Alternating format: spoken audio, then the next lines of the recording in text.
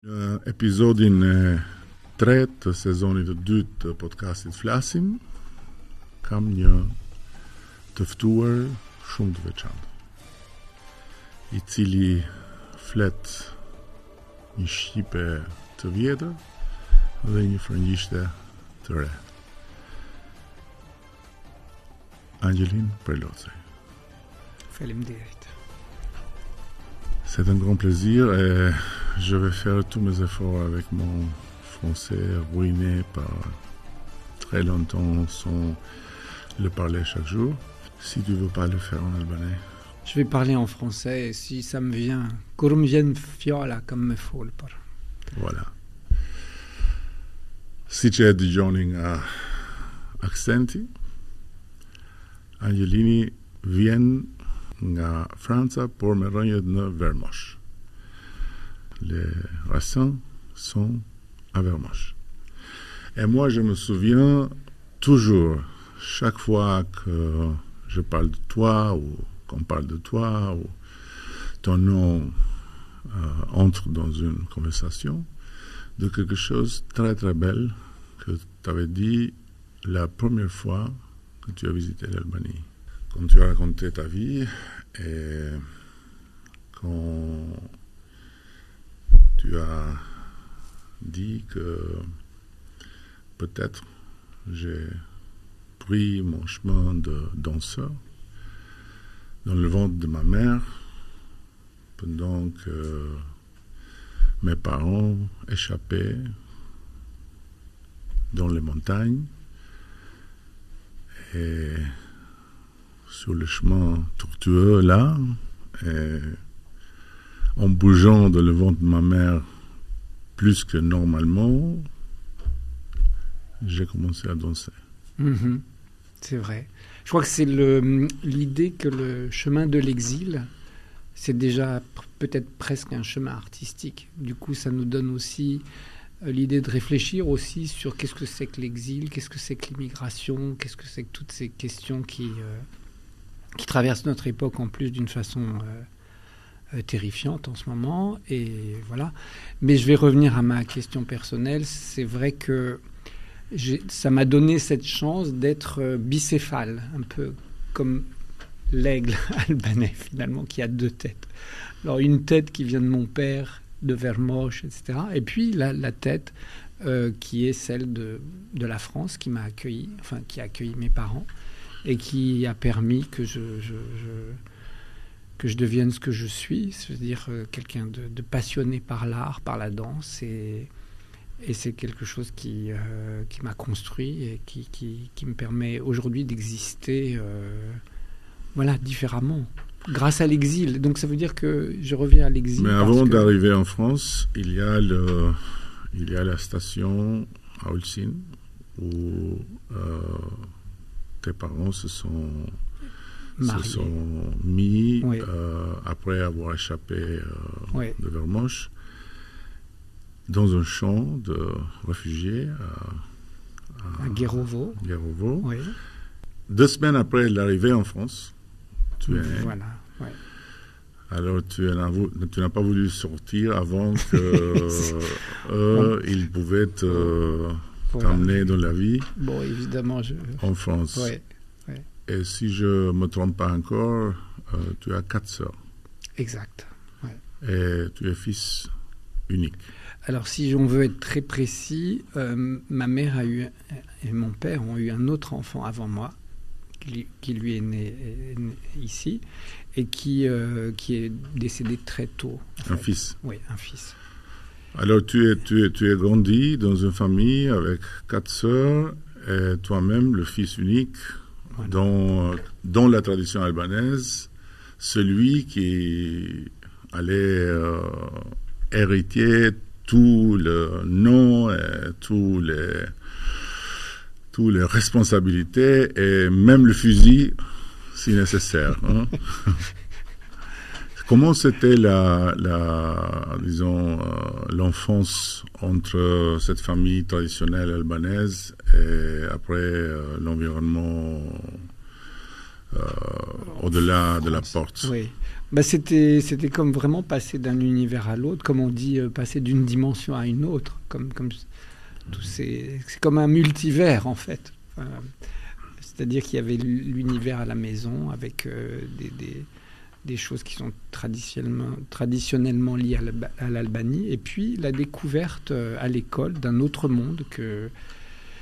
voilà, c'est la France, enfin tout ce qu'on connaît de la France, la culture de la France, les Lumières, enfin, voilà, tout ça, tout ce que l'école de la République essaye de donner à ses enfants pour les mettre dans une idée et un regard sur le monde différent. Donc c'est deux regards sur le monde différents qui se mélangent et qui se tressent comme une... voilà. Et...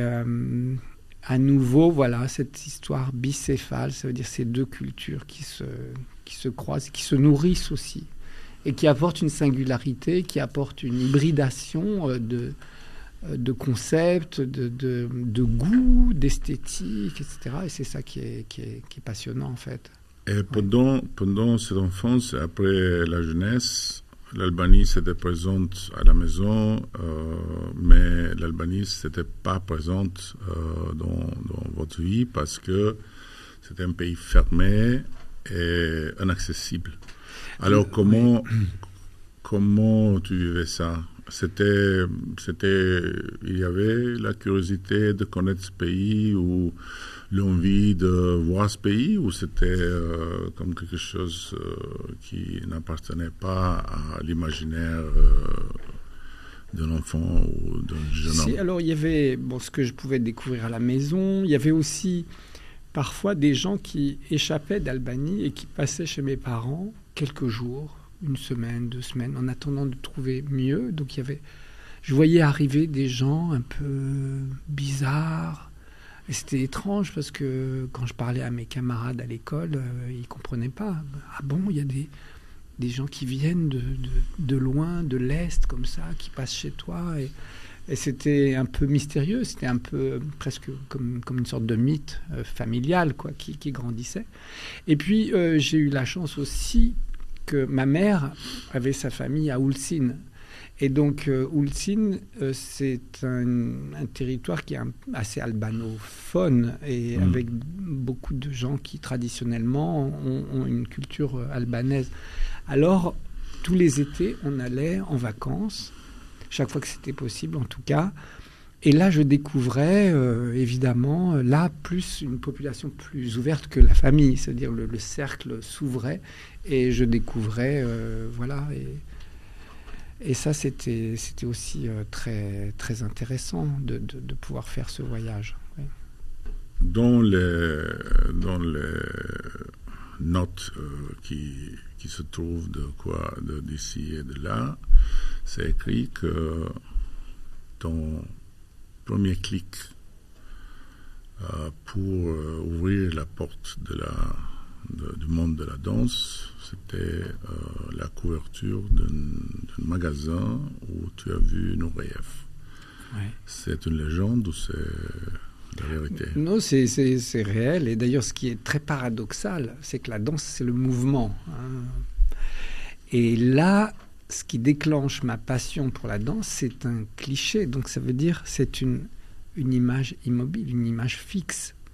Et c'est quand même très, très paradoxal en même temps. Mais alors, il y avait quoi? Il y avait sur cette image, il y avait Rudolf Nureyev qui était suspendu en l'air dans un seau. Donc, alors ça aussi, c'est étrange parce que c'est comme être suspendu comme ça, c'est comme voler en fait. Donc, et heureusement que c'était une photo parce que sinon, il serait retombé si c'était pas une photo.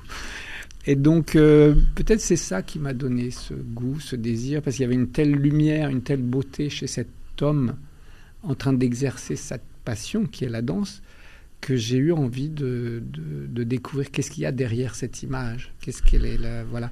Et donc j'ai rendu le livre à la jeune fille qui m'avait prêté et je lui ai dit où est-ce que tu fais de la danse, et elle m'a invité à venir la rejoindre pour un cours de danse. Et si je suivis le trajet de la légende, alors tu allais dans la première session de la danse habillé avec ton costume de judo.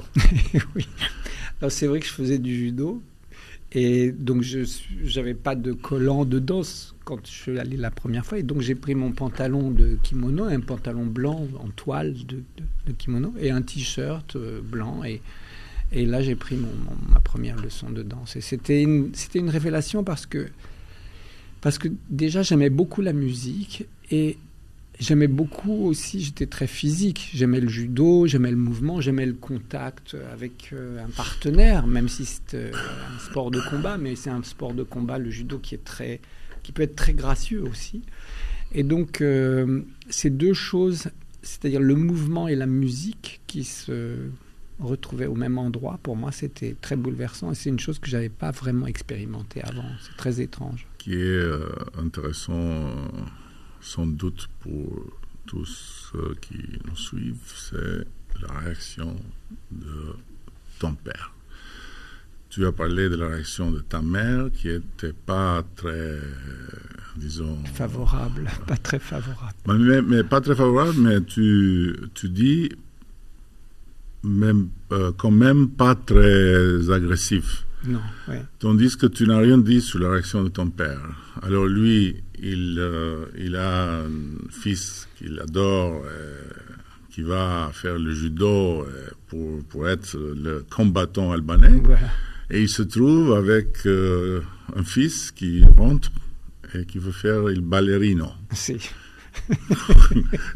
C'est assez choquant, je crois. C'est vrai, c'est choquant. Et c'est vrai que ça a été... Alors, c'est drôle parce que je dis souvent, un peu comme Bourdieu qui dit que la sociologie, c'est un art de combat. Alors moi, j'avais pris le truc, c'est de dire effectivement, la danse, pour moi, c'est devenu un art de combat parce qu'il a fallu toujours que je défende l'idée que je dois danser, que je veux danser. D'abord, mes parents, mon père, ma mère qui curieusement était un peu indécise, tu voilà. l'as dit d'ailleurs, mais elle travaillait à l'usine et elle a demandé à l'usine, à mon fils veut devenir danseur, qu'est-ce que vous en pensez? Et là, elle a entendu des choses terribles, et ce qui fait qu'elle était contre aussi, du coup. Elle a basculé dans le camp de mon père.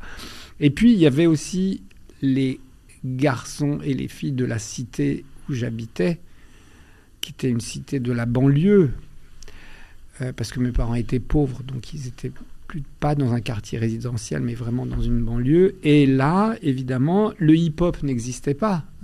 Cette danse urbaine qui est très... Voilà, qui est plus virile, qui est plus affirmée, plus dans une mode, en fait, aussi de l'époque. Donc ça n'existait pas. Et donc l'idée de la danse, pour les gens de ces quartiers, c'était vraiment le gars qui est en collant et qui fait des trucs un peu bizarres. Alors, et donc, on se moquait de moi. Donc, il fallait que je me batte et que je m'affirme. Et je trouve que l'adversité, parfois, permet de renforcer un désir.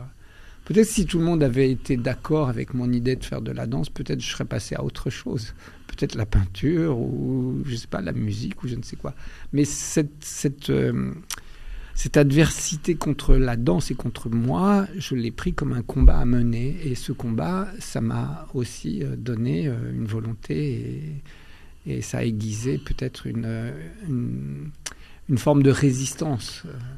Voilà. Mais peut-être c'est aussi, ça fait partie des raisons où ça fait partie de l'énergie qui t'a poussé d'aller au-delà du danseur qui sert dans une troupe et qui est sous un directeur, sous un metteur en scène, pour devenir toi-même le créateur de la danse et le général pour cette armée de combat, peut-être. Oui, peut-être. Après, c'est vrai aussi que quand on danse pour un chorégraphe, on défend une vision du monde, on défend une option artistique, on défend des concepts. Et moi, compte tenu de tout ce qu'on vient de se dire, j'avais l'impression qu'il y avait une altérité qui s'était créée en moi, avec des univers différents, ma famille, mon pays d'origine, puis la France, avec tout ce qu'elle a aussi d'intéressant, de passionnant à travers les artistes qui l'ont traversé. Et à un moment, je me suis dit peut-être qu'il y a quelque chose à faire avec cette hybridation, avec cette mixité qu'il y a dans mon esprit aussi. Et donc, j'ai eu envie, effectivement, de faire un premier projet, voir est-ce que j'ai quelque chose à dire. Alors, c'était très, très angoissant en même temps, parce que c'est quelque chose peut-être que tu connais, c'est je sais pas, la première exposition, je sais pas, les premières œuvres qu'on crée en tant que peintre, qu'est-ce que ça crée. Mais chez moi, ça a créé une sorte de questionnement sur la légitimité. Est-ce que je suis légitime d'attirer l'attention du monde, ou enfin d'un public ou de gens, et leur dire venez, asseyez-vous et regardez ce que je suis et ce que je veux vous montrer. Et ça, c'est quand même très terrible. Il y a une sorte de quelque chose de très très prétentieux si on est très terre à terre. On dit oui, lui il est prétentieux, il croit que ça va intéresser tout le monde ce qu'il pense, mais en fait voilà. Je crois que c'est dans tous les arts qu'on trouve cette question. Oui, bien sûr, sans doute. C'est un peu l'émanation de Dieu. Il n'y a rien à voir pour créer ton monde et pour que tout le monde soit intéressé à ton monde. Voilà, c'est ça. Il n'y a rien à faire. Ouais. Et après, il y a une vie qui commence entre les plus grands théâtres du monde. Et en même temps, avec tout ce bagage, disons, de l'exil, de la banlieue. Et moi, je n'ai jamais eu l'occasion de le dire, mais quand j'ai vu le premier spectacle, j'étais à Paris et j'ai jamais entendu, en fait, jusqu'à là, ton nom. Et je suis dans la métro et je vois les grandes affiches. Angeline Prelozzi. Et je me dis, mais... C'est bizarre ce nom. Ça a l'air d'avoir quelque chose avec moi et avec l'Albanie. Après, je commence à m'intéresser. Et je découvre un peu tout. Et le spectacle, c'était Châtelet, je crois. Et moi, je le trouvais assez albanais dans le fond, pas dans la bien sûr, pas dans le script, mais dans le fond, il y avait quelque chose de différent vis-à-vis aux autres grands chorégraphes et grands spectacles. Quelque chose de très, très authentique, qui n'était pas évident, mais qui, à moi, me donnait cette sorte d'écho intérieur.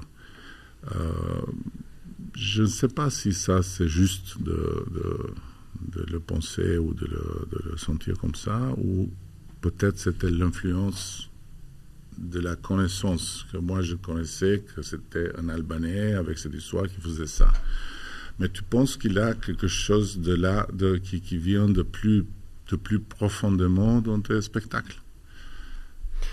Oui, moi je crois que oui. Il y a quelque chose qui nous échappe. Heureusement, parce que si en tant qu'artiste, tu le sais très bien, Eddy, si quelque chose ne nous échappe pas, c'est qu'on est encore dans des choses très évidentes dans une sorte de lieu commun, au sens réel. Ça veut dire un lieu commun, ça veut dire que c'est quelque chose qui est commun à tout le monde.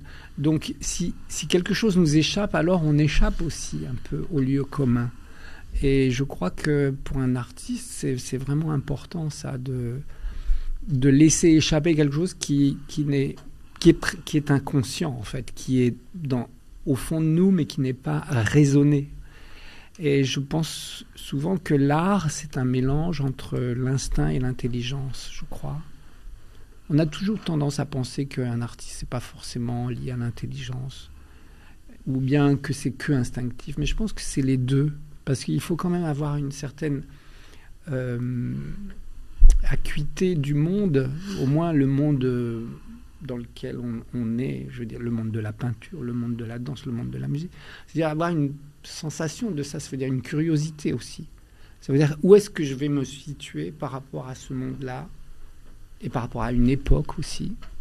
Quelle position je vais prendre moi en tant qu'individu avec ce qui me caractérise. Ça veut dire ce qui est au fond, cette chose qui finalement s'échappe de moi toujours. Même quand je veux pas qu'elle s'échappe, elle s'échappe toujours. Et donc c'est ça, je crois, la vraie question, c'est ce mélange entre une forme d'intelligence et un instinct peut-être qui est viscéral et qui est lié à cet inconscient.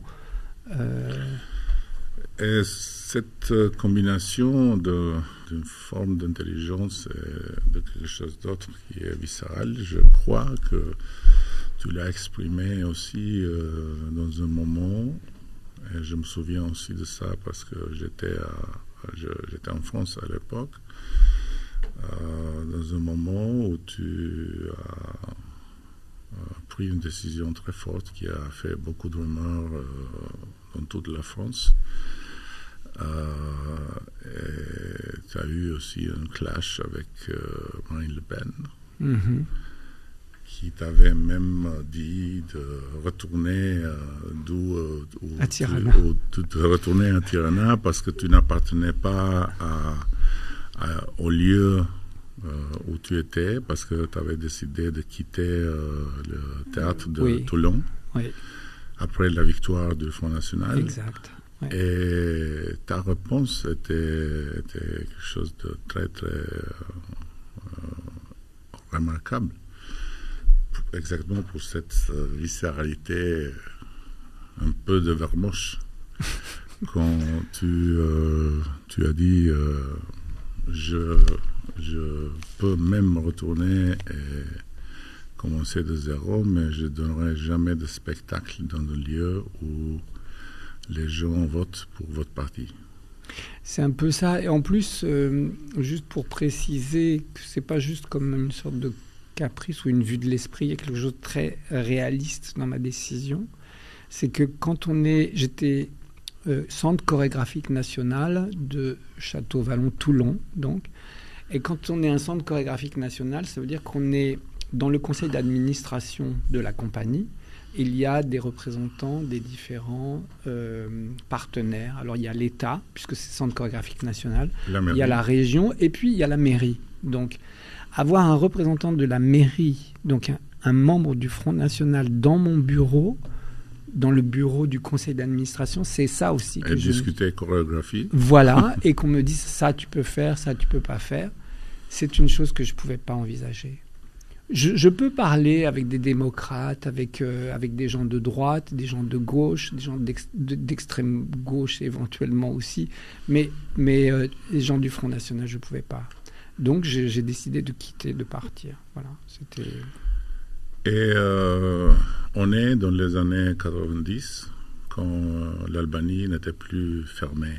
Ouais. Et c'était quand, c'était dans quel moment que tu te dis ce pays n'est plus fermé, alors je dois aller voir c'est où que mes parents sont nés, c'est où que mes parents m'ont conçu. Oui, ça c'était quand le pays s'est ouvert, alors là j'ai eu ce désir, et puis en même temps qui s'est cumulé avec une invitation de venir, et évidemment j'ai tout de suite réagi positivement, et c'était un moment assez remarquable, assez inouï, parce que j'en ai parlé à mes parents. J'ai dit, voilà, je suis invité à Tirana, à danser à l'opéra de Tirana, et je voudrais que vous veniez. Voilà. Et ils ont accepté, ils sont venus. Et ça a permis de les ramener à Vermoš, en fait. Il y a eu ce moment très fort où j'ai eu le sentiment effectivement de faire un chemin inverse, c'est-à-dire que la maison était toujours là. Je sais pas si la maison était là, mais en tout cas j'avais de la famille à Vermoš, et donc on a rendu visite mon oncle, des cousins, etc. Quand qui vivaient là, oui. Qui se rencontraient pour la première fois depuis toujours. Exactement. Et puis moi, j'ai vu des gens que je n'avais jamais vus, mais que je reconnaissais. C'est très, très étrange comme sentiment de voir quelqu'un, quand on reconnaît, ça veut dire qu'on connaît à nouveau. Mais là, je ne les ai jamais vus avant. Donc, comment je pouvais reconnaître quelqu'un que je n'avais jamais vu? Mais je sentais tous les liens, presque tous les atomes, tous les chromosomes qu'on a en commun. Quand je rencontrais la personne, c'était absolument bouleversant. Et après la première visite, tu es revenu plusieurs fois? Oui, alors à plusieurs égards. D'abord parce que y a eu cette demande du ballet de l'Opéra de Tirana qui voulait que j'intégrais des ballets de ma composition. Et j'ai toujours donné gracieusement, sans les vendre, tous les ans quasiment des ballets pour les danseurs de l'Opéra de Tirana, pour participer, pour essayer de rendre à ce pays ce qu'il m'avait donné et ce qu'il avait... et de renouer ce lien que j'ai au fond de moi avec l'Albanie. Oui. Mon sentiment, c'est que tu n'as jamais évité de dire oui à une invitation ici. Ça veut dire tu as toujours le plaisir de revenir quand il y a une opportunité. C'est quoi, maintenant que la reconnexion s'est faite depuis longtemps, c'est quoi qui t'attire pour revenir? Qu'est-ce qui te plaît de l'Albanie, dans le sens que tu dis, bon, je vais là parce que j'aime ça ou j'aime ça ou j'aime ça? Parce que c'est chez moi un peu, quand même. C'est chez moi c'est presque comme une extension du sentiment familial, en fait. C'est-à-dire que c'est chez moi comme c'était chez moi quand j'étais dans la banlieue parisienne, et qu'il y avait quand même dans la banlieue parisienne un endroit qui était chez moi, mais qui n'était pas la France directement, mais qui était un peu l'Albanie quand même. Donc c'est cette chose-là, mais qui s'extend, qui prend une autre dimension, c'est-à-dire tout à coup c'est le pays qui est chez moi aussi. Et donc chaque fois que je reviens, c'est un peu comme si je reviens chez moi. C'est comme si je reviens vers l'enfant, c'est comme si je reviens vers ma famille, et ma famille aussi bien mes parents, mais aussi ma famille albanaise qui est le peuple albanais. Et parlons de ta famille, ta femme, tes filles. Est-ce qu'elles aussi sont d'une façon ou d'une autre connectées avec l'Albanie, ou c'est plus tranquille? D'abord, il y a une hybridation puisque ma femme est française, donc elles sont un peu comme moi aussi j'étais, c'est-à-dire qu'elles sont françaises, mais elles ont le sentiment profond de l'albanitude, presque on pourrait dire. Et c'est assez agréable quand même de voir que quelque chose se transmet. Même si je n'ai pas réussi à transmettre la langue parce que je ne la maîtrise pas assez bien, mais j'ai transmis ce goût, ce désir et cette filiation, parce que c'est quelque chose qui m'a jamais quitté en fait. Même quand j'étais petit, même quand j'ai commencé à faire de la danse, j'ai toujours dit je suis albanais. Mes parents sont albanais, j'ai jamais essayé de masquer...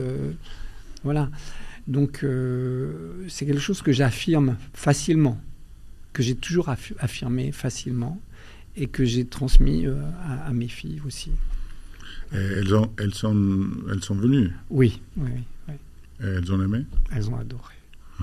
Elles ont adoré parce que c'est une sorte de mythologie qu'elles ont rajouté à ce qu'elles savaient à travers ce que je leur avais dit, mais elles ont visité des musées, c'était très très beau aussi de les voir découvrir ça, en fait.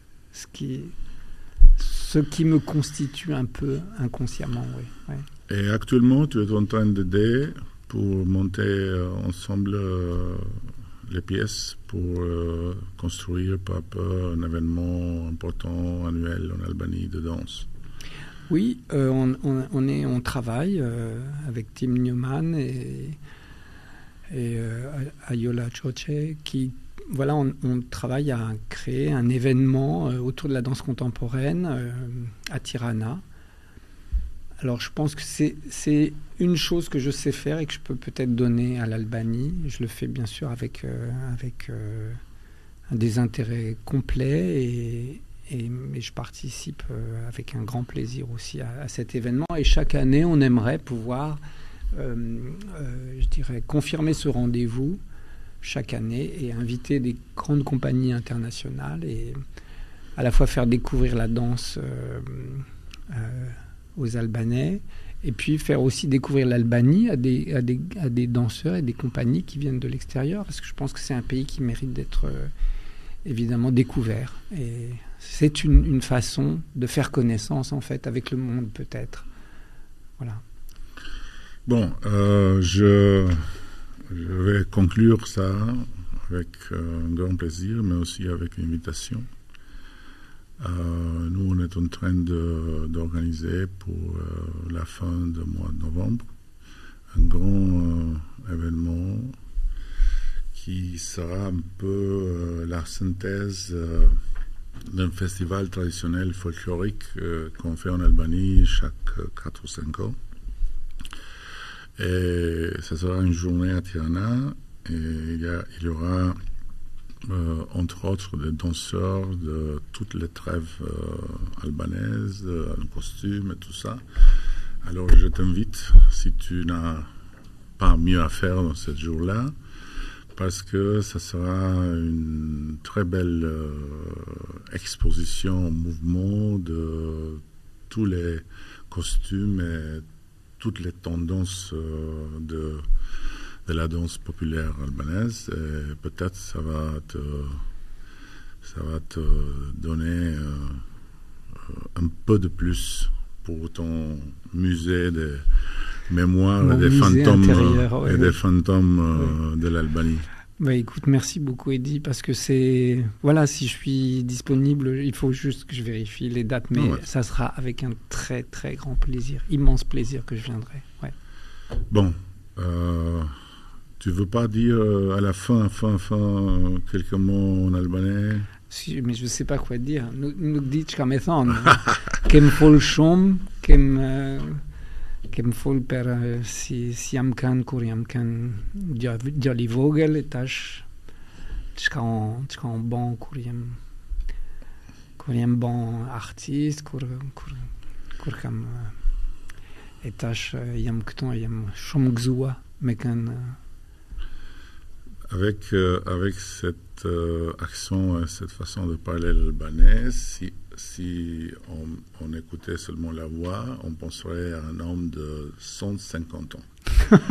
Tandis qu'en français, tu es un jeune homme qui a encore beaucoup de choses à faire et surtout à danser chaque jour, parce que c'est à travers toi que je l'ai appris, que Nietzsche disait un jour sans danser, c'est un jour perdu. Voilà. Ky ishte Angelin Velocaj, ylli I baletit bashkohor, një ndër koreografët më të famshëm, por edhe një nga shqiptarët më interesant. Faleminderit. Faleminderit. Bon.